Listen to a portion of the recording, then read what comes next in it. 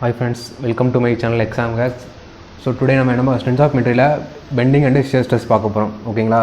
So for bar subjected to axial load, அதோட shear stress வந்துதுன்னா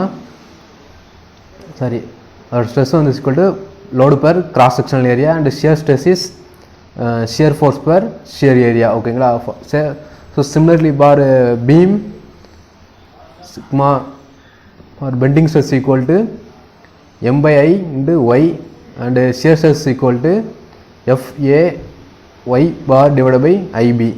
ஓகேங்களா? if shear force is equal to 0 then bending moment is maximum, where shear stress, if shear force is 0 shear stress also 0, but when shear force is 0 the bending is maximum, okay, which comes under pure bending. The beam is said to be under pure bending when it is subjected to two equal and opposite couples.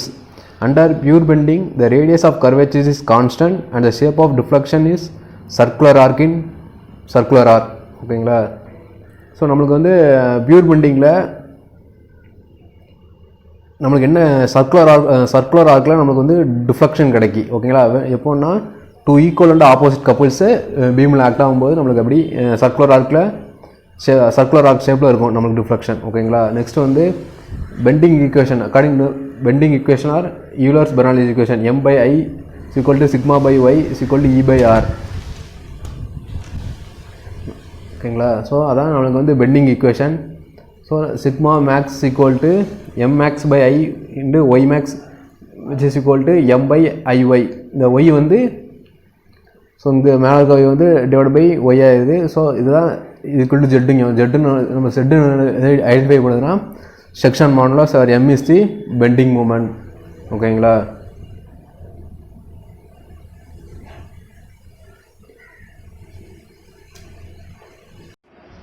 Now we are going to see bending stress distribution in beam. So let us consider a beam which is divided into three sections. Let us say this is section 1, this is section 2 and this is section 3.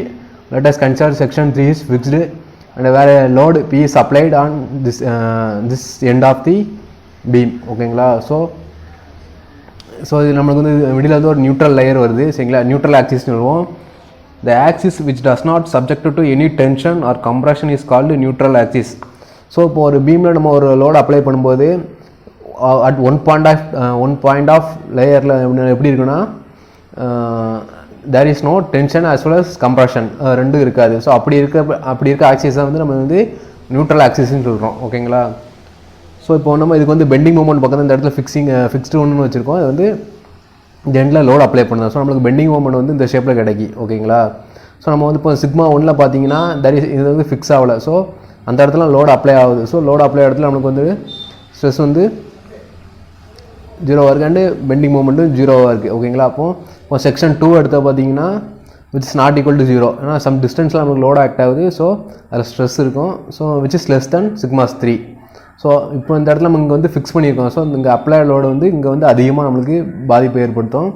So நம்மளுக்கு sigma 3 is equal to compared to section 1, 2 and 3 நமக்கு sigma 3ல் வந்து நம்மளுக்கு stress வந்து அதிகமாக இருக்கும். ஓகேங்களா? As well as bending மூமெண்ட்டும் அங்கே தான் அதிகமாக இருக்கும். ஓகேங்களா? ஸோ நம்ம வந்து இப்போ எதை ஃபோக்கஸ் பண்ண வரோன்னா மேக்ஸிமம் பெண்டிங் மூமெண்ட் இருக்க ஏரியா செக்ஷன், அதாவது இருக்க செக்ஷன் வந்து தேர்ட் செக்ஷன் தான் இருக்குது. ஸோ நம்ம அதை தான் கான்சன்ட்ரேட் பண்ண போகிறோம். ஓகேங்களா? ஸோ அந்த தேர்ட் செக்ஷன் அப்போ வந்து நம்ம வந்து ஒரு லேயர் மாதிரி எடுத்துக்கிட்டோம். ஸோ வேறு சென்டரில் வந்து நியூட்ரல் ஆக்சிஸில் y is equal to 0 and top and பாட்டமில் y மேக்ஸ்னு எடுத்துக்கோங்க. ஓகேங்களா? So sigma neutral axis equal to m by I into y. So நம்மளுக்கு இங்கே வந்து y நியூட்ரல் ஆக்சிஸில் நமக்கு வந்து y வந்து 0ன்னு எடுத்திருக்கோம். ஸோ சிக்மா நியூட்ரல் ஆக்சிஸில் தெர் இஸ் நம்ம முன்னே சொன்ன மாதிரி தான் எந்த டென்சைல் கம்ப்ரஷன் ஸ்ட்ரெஸ் இருக்காது.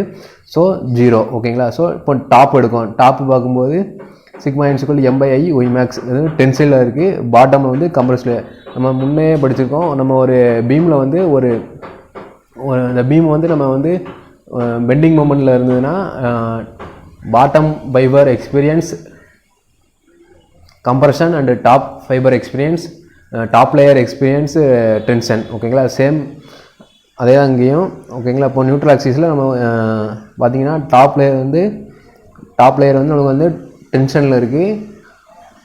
பாட்டம் லேயர் பார்த்தீங்கன்னா கம்ப்ரஷனில் இருக்குது. ஸோ நம்ம வந்து ஷியர் ஸ்ட்ரெஸ் டிஸ்ட்ரிபியூஷன் பீம் பார்த்துட்டோம். நெக்ஸ்ட் வந்து நம்ம பார்க்க போகிறது வந்து ஷியர் ஸ்ட்ரெஸ் இன் பீம். ஓகேங்களா, ஸ்ட்ரெஸ் எப்படி பீமில் ஸ்ட்ரெஸ் எப்படி ஆக்டுதுன்னு பார்க்க போகிறோம். So let us consider beam where moment is applied, this apply moment. ஓகேங்களா, no 2 points have same bending moment on beam. So ஒரு பீமில் ரெண்டு 2 points does not have same moment. So இந்த பாயிண்டில் அப்ளை பண்ண மொமெண்ட்டும் இந்த பாயிண்டில் அப்ளை ஆகாத மொமெண்ட்டும் நமக்கு டிஃப்ரெண்ட்டாக இருக்கும். So this is applied moment m, this is the m plus dm. ஓகேங்களா, so dm where tau h is the complementary shear. Shear cannot come alone, it should have complementary shear. ஓகேங்களா, shear வந்து இதில் நம்மளுக்கு வெர்டிக்கலாக act ஆகுது, but இதை வந்து complimentary பண்ண வந்து நம்மளுக்கு ஹரிசாண்டலாக ஒரு ஷியர் ஆக்ட் ஆகுது. ஓகேங்களா, so sigma 1 equal to m by i into y, sigma 2 equal to m plus dm by i into y. So ரெண்டையும் நம்ம வந்து சப்ராக்ட் பண்ணுறோம்.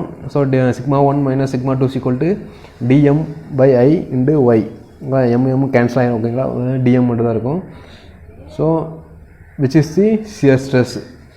So now shear force equal to shear stress into area, or stress equal to force per area போடணும். நமக்கு அப்போ force equal to shear stress into area, which is the shear stress dm by i into y. ஓகேங்களா, இதுதான் stress. ஓகேங்களா, so shear stress tau is equal to shear force by shear area. ஓகேங்களா, this is shear force. நம்மளுக்கு shear force வந்து dm by i into y into a தான் நம்மளுக்கு shear force. so which is the shear area, a dash is the shear area. ஓகேங்களா, so நம்ம substitute பண்ணால் shear force of beams equal to f into shear force into area into y bar divided by ib.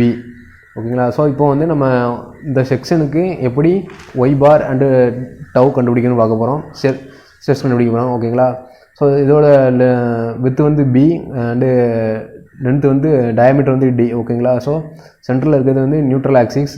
So இந்த rectangle AEFD இதோட இந்த பாயிண்ட்லேருந்து இந்த point distance வந்து y.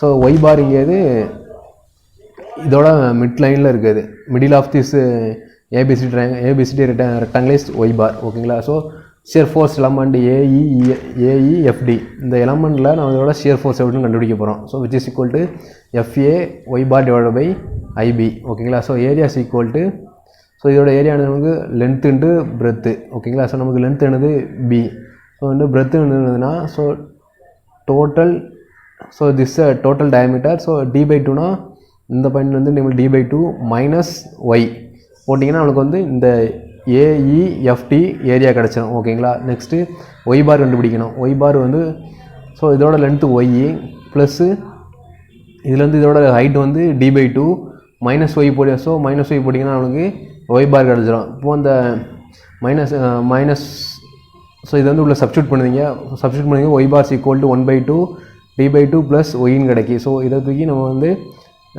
Shear force for element AEFDயில் சப்ஸ்டியூட் பண்ணுவோம், which is equal to F into B.